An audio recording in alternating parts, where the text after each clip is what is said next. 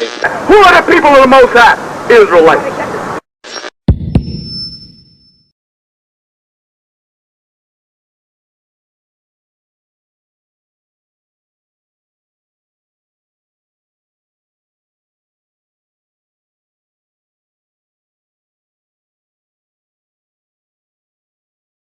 All right, shalom.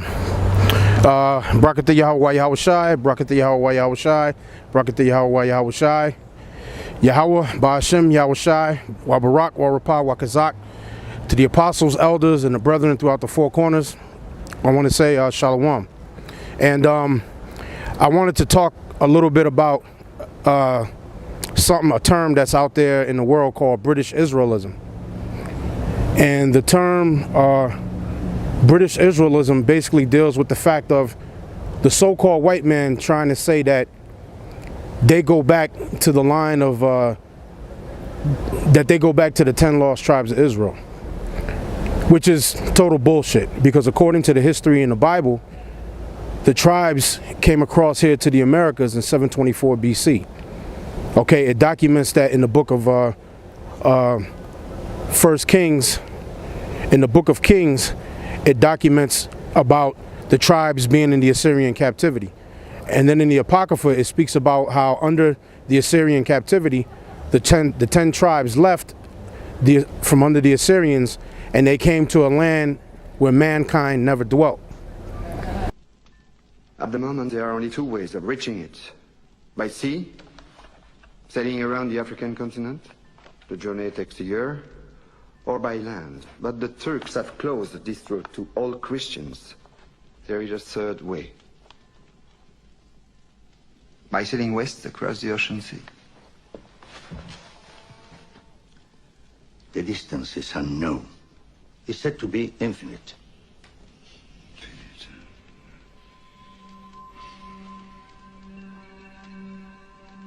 Superstition. I believe the Indies are no more than 750 leagues west of the Canary Islands.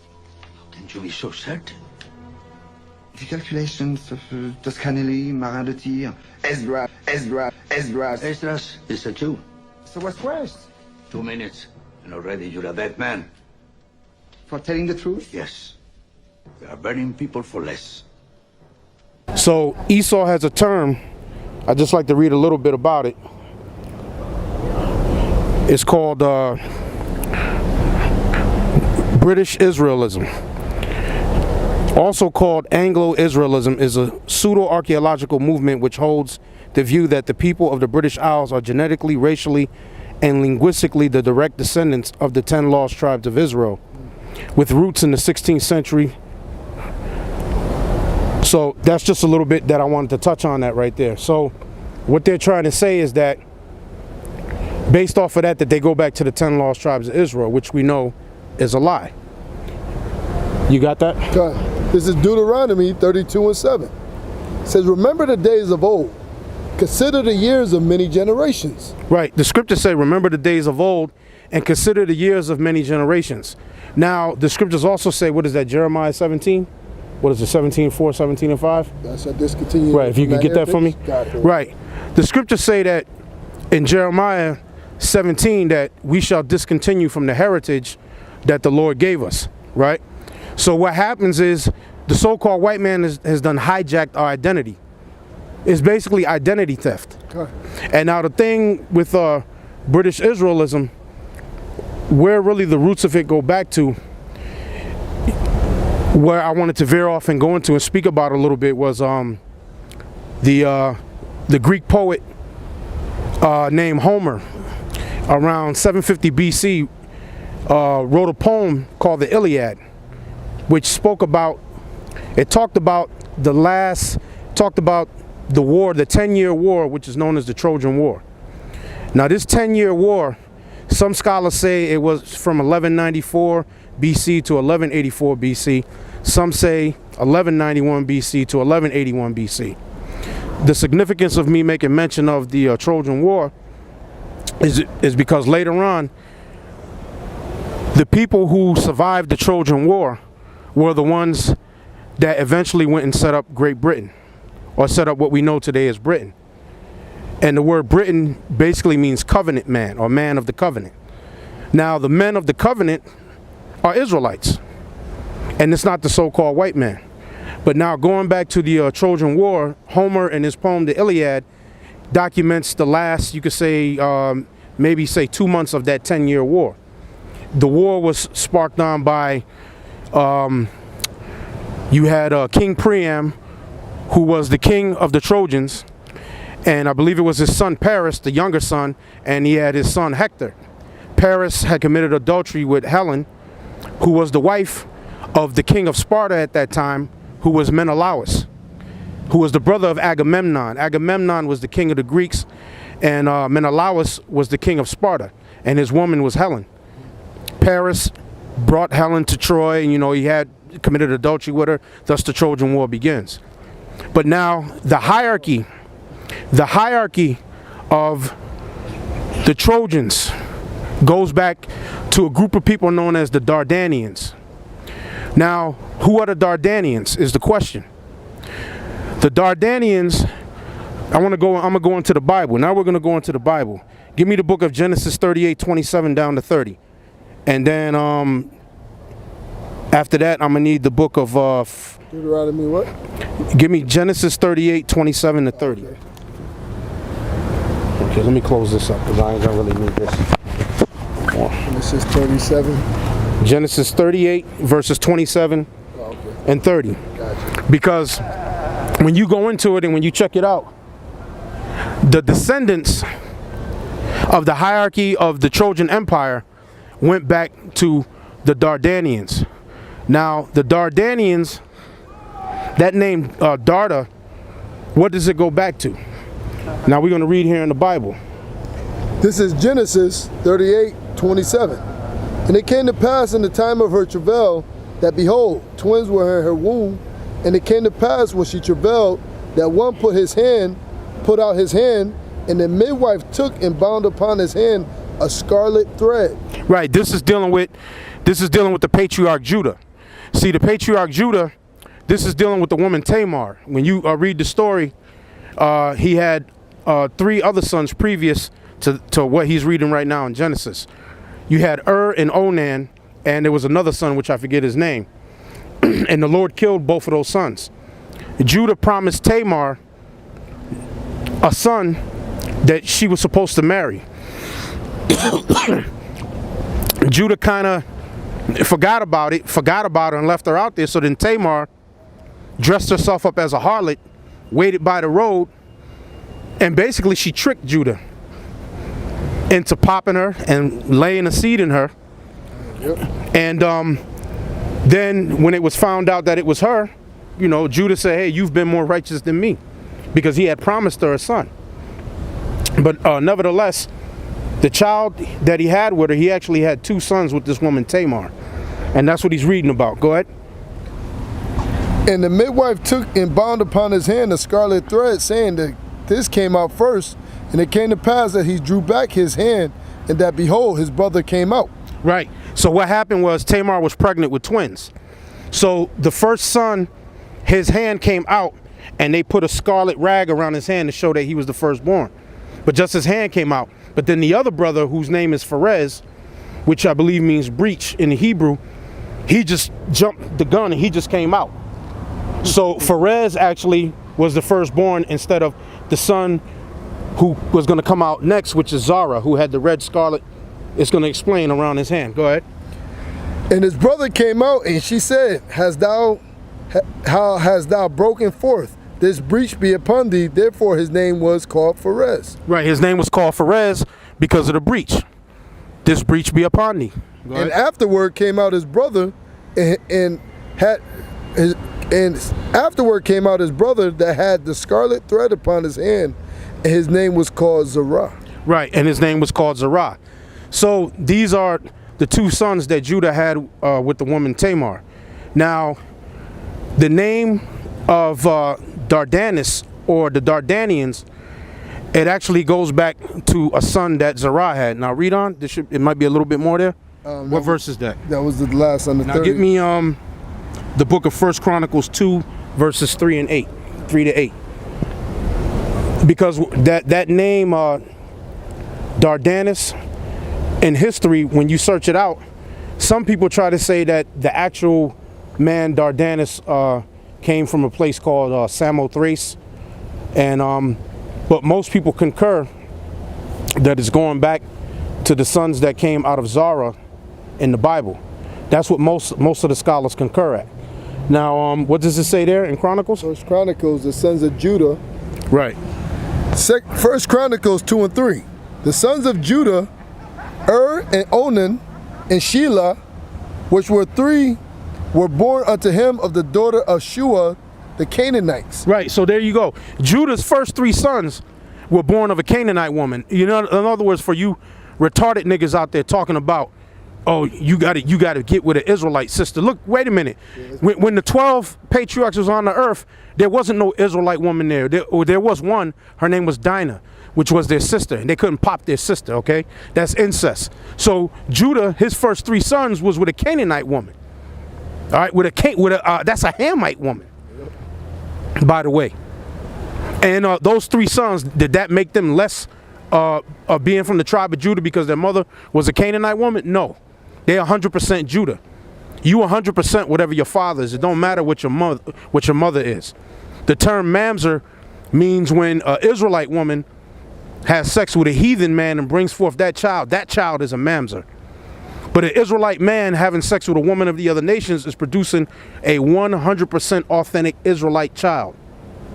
He just had a heathen mother. That's all.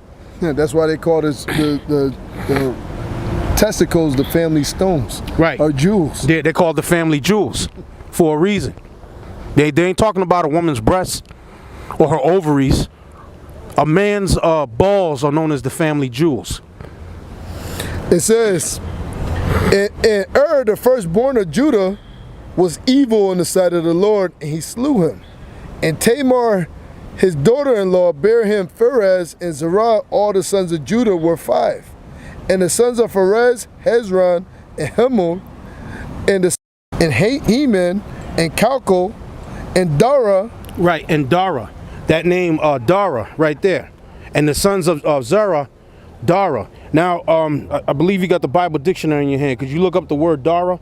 D-A-R-A, there in the Bible dictionary. See what it says there? Because I'm backtracking and going through this because it's gonna lead somewhere.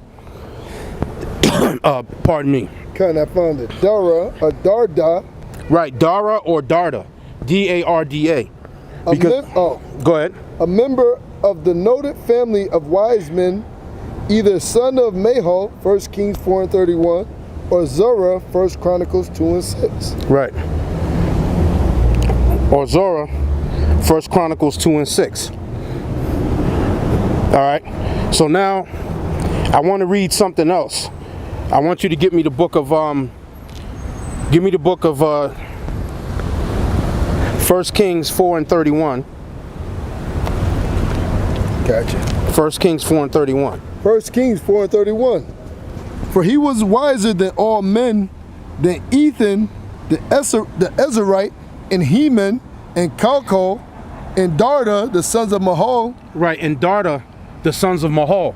Now these were Solomon's brethren out of the line of Zerah, because Solomon, King Jesse, David, Solomon came out of the line of Pharez, right? But now out of the line of Zara came all these other sons. Read the names again. Okay. For he was wiser than all men, than Ethan, the Ezrahite, and Heman, and Calcol, and Darda, the son of Mahol, and his fame was in all nations round about. Right.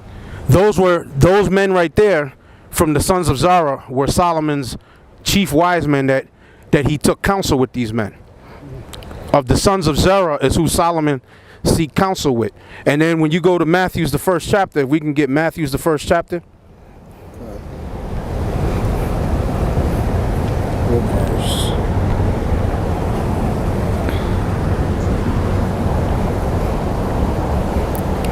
Get Matthew's the 1st chapter. Start at about the 3rd verse. Matthew's 1 and 3. And Judas begat Phares, and Zara, and Thamar, And Phares begat Ezram, and Ezram begat Aram.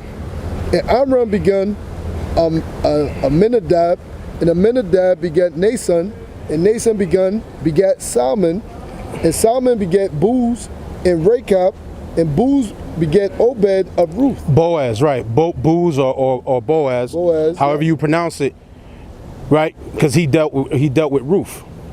And Obed begat Jesse, and Jesse begat David the king, and David the king begat Solomon of her that had been the wife of Urias.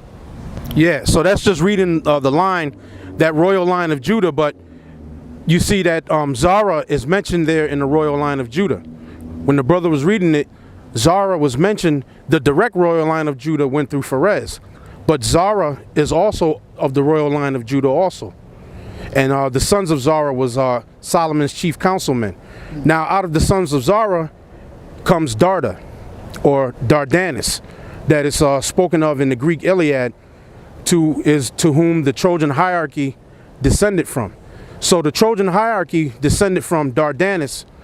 Dardanus goes back is one of the sons of Zara in the Bible. Let's go back to 1 Chronicles 2 and 3 again. Gotcha. 1 Chronicles 2 and 3.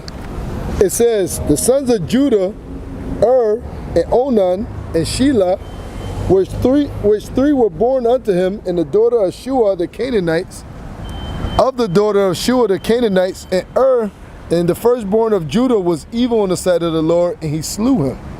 And Tamar his daughter-in-law bare him Phares and Zerah. All the sons of Judah were 5. And the sons of Phares, and Hezron, and Hamul, and the sons of Zerah, Zimri, and Ethan, and Heman, and Calcol, and Dara, 5 of them in all. And the sons of Carmi, Achar, the troubler of Israel, who transgressed in the thing accursed. Right. So that's it on that.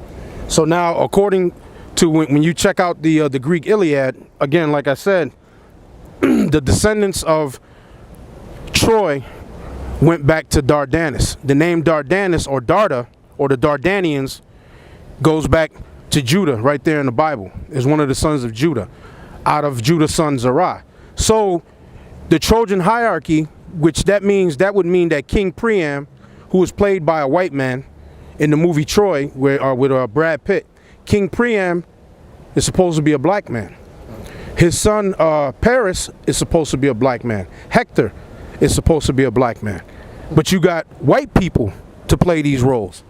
Give me Job 8 and 8. But you got so-called white people to play these roles, and you so-called white people are claiming through this term called British Israelism that you are the descendants of the Israelites, and you're not. You're the descendants of Esau. You're Edom. That's right. Liar. Job 8 and 8. For inquire, I pray thee, of the former age, and prepare thyself to search of their fathers. Right. So we're supposed to prepare ourselves for the search of our fathers. Now, the Trojan War lasted 10 years. So now after, the Trojan horse and the Greeks breached and got in the city and burnt the walls down, the people who escaped of the Trojan hierarchy, which go back to the Dardanians, are the ones that founded Britain. They were the ones that later on had founded Britain and named the land and gave the land that name. So the word Britain means man of the covenant. Now the men of the covenant, Psalms 147, 19 and 20, and give me Leviticus 26 and 46. Right? Because if the name Britain means covenant man or man of the covenant, who was the covenant given to? Because it wasn't given to you so-called white people.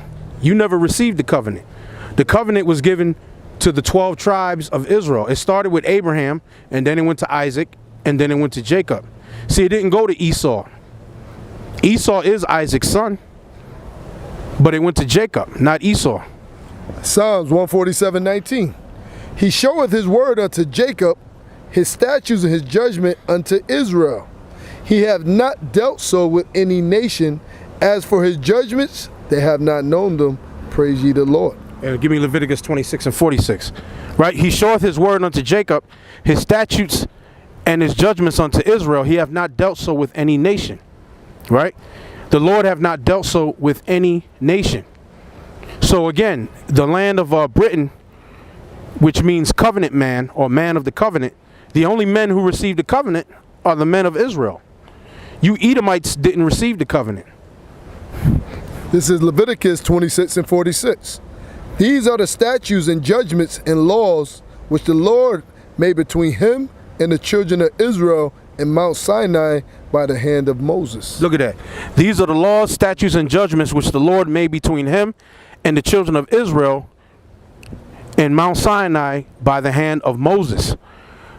So now, with this term, British Israelism, you also use that term to say that the kings of England descended directly from King David and King Solomon, that they were Judah. The kings of England did go back to King David and King Solomon, but not through you so-called white people. Because the scriptures say this. Give me Jeremiah 14 and 2.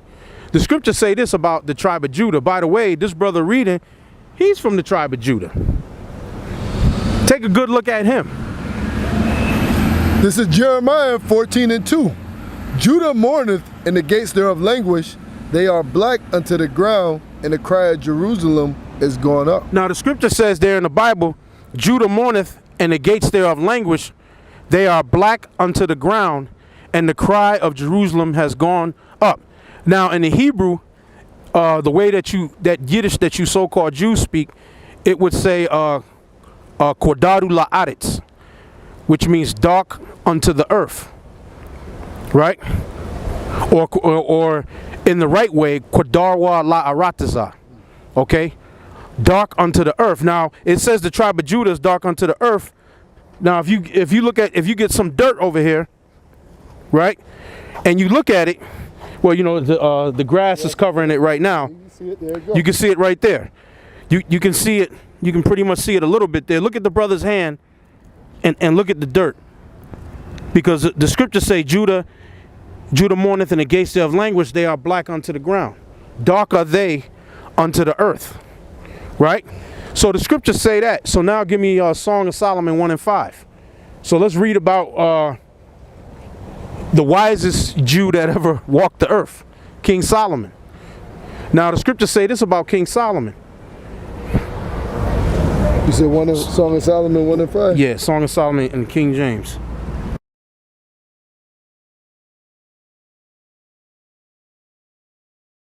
Oh, okay. 5. Oh, okay. Yeah. So we're gonna read this to show you what the Bible says that Judah looks like. Because it's damn sure it's not you so-called white people. So there's no way in hell that you can claim to be the descendants of somebody with this falsehood that you've been spreading for hell the past 500 years since we went down. Yep. Because during the Dark Ages or the Middle Ages, black people were ruling. And there's all kinds of information out there. Hell, even one of your founding forefathers, Benjamin Franklin, in 1751, when he penned that essay, he was complaining in the essay that all these other lands out there, he spoke about Asia, he spoke about Spain, I believe he mentioned Portugal, he talked about Germany, that all these different lands was full of nothing but black people. And this was in 1751. Benjamin Franklin was complaining about the fact that all of these lands, European lands by the way, were full of black people. Not you damn so-called white people. He was complaining about it.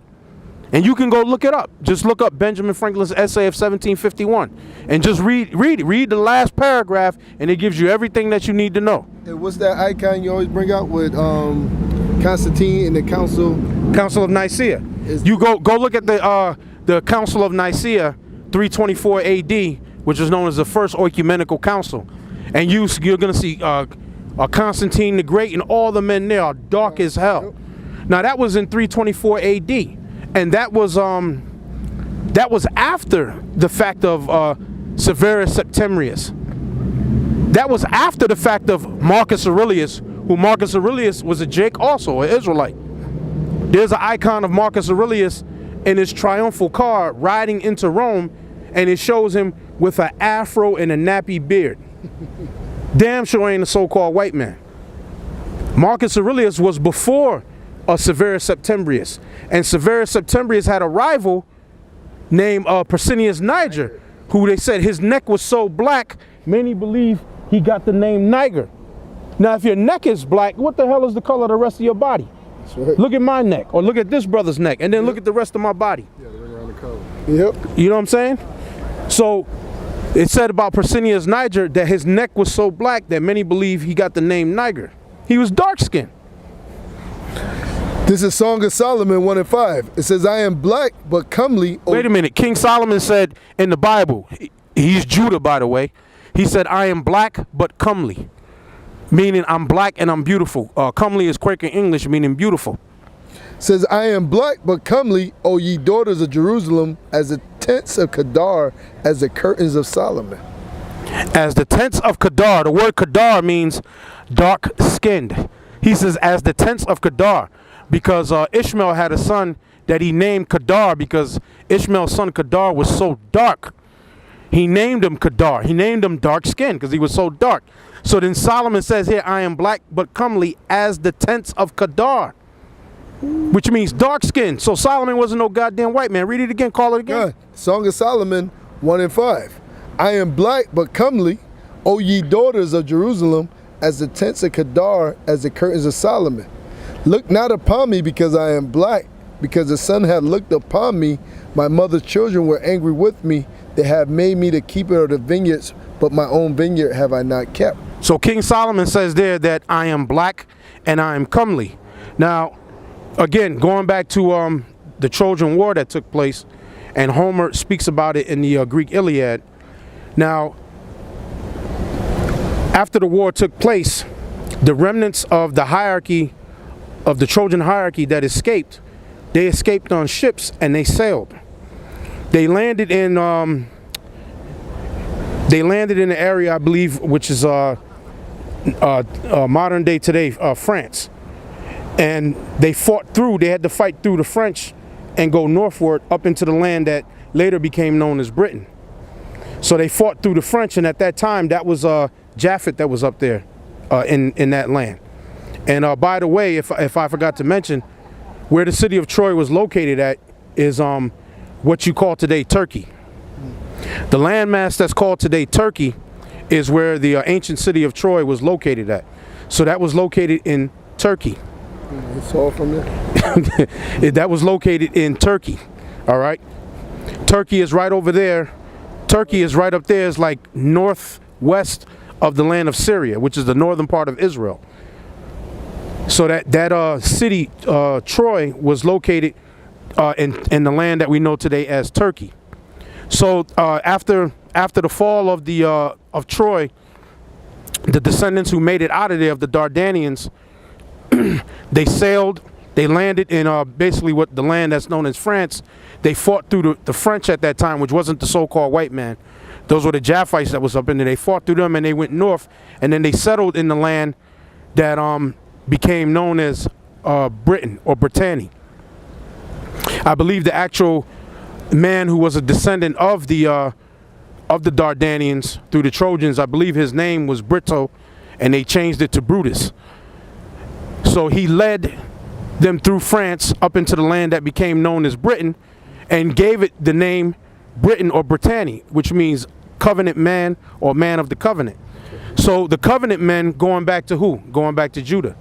So that we just read the scriptures that wipes you so-called white people up out of there. So that's pretty much what I wanted to cover, dealing with the subject. We could end on let's go back, let's hit Deuteronomy 32:7 one more time, and we'll end it there. We're gonna end it off there, because the scriptures say, prepare to search for thy fathers. See, the so-called white man, you've been lying your ass off since day one. You've been lying and lying and lying, and now you're being caught in your lies, and now you're being called out on your lies. You do have scholars out there that protest the whole philosophy of British Israelism anyway. But if all this holds to be true, this is not talking about you. This is talking about the Israelites that descended from Abraham, Isaac, and Jacob, not Abraham, Isaac, and Esau. The Israelites didn't come out of Esau. They came out of Jacob. This is Deuteronomy 32:7. Remember the days of old, consider the years of many generations. Ask thy father, and he will show thee, thy elders, and they will tell thee. Right. So that's pretty much what I wanted to say, and I hope it was edifying. I hope brothers was able to learn something off of this. And with that, I'm going to say shalom.